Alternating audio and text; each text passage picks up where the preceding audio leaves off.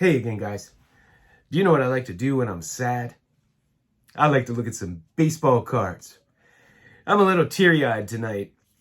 So, 6 years ago, I had a little cat show up on my back porch, pregnant, and I named her Preggers.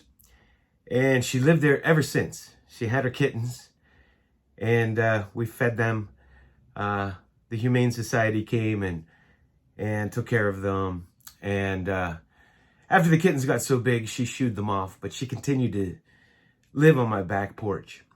And those of you who have followed my channel remember when I was sad because she went missing for over a month. And she showed back up. I saw her coming back to my back porch.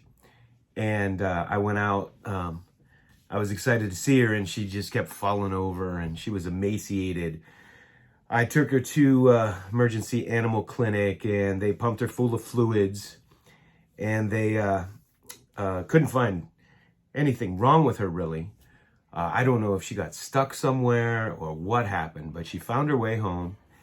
And she's an outdoor cat. She would never come in the house. I didn't want anybody to touch her, but she always wanted to be around me. And she used to look in my back window or crawl up on the table in another window and just stare at me all day.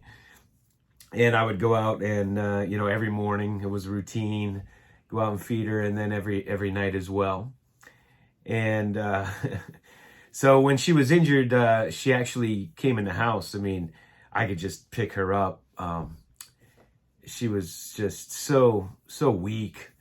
And she lived in the house for 2 weeks.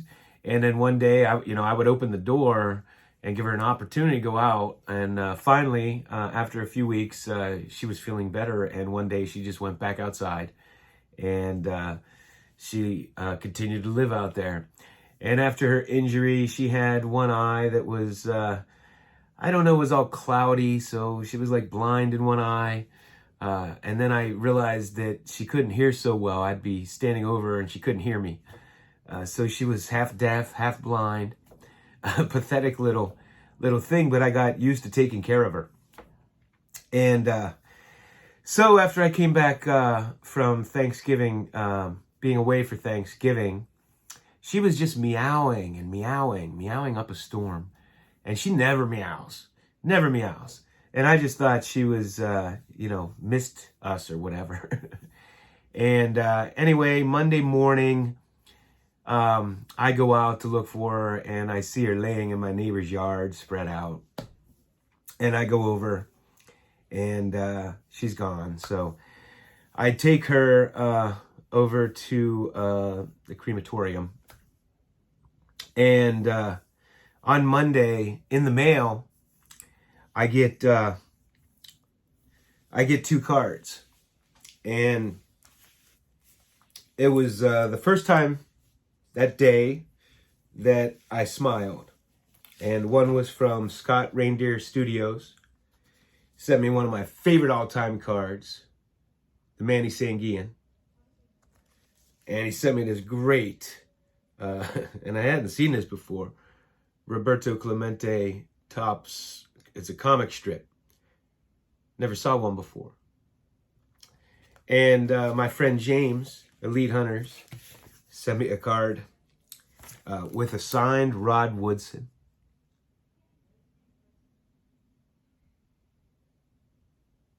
Of course, I think Rod Woodson was the greatest cornerback I ever watched.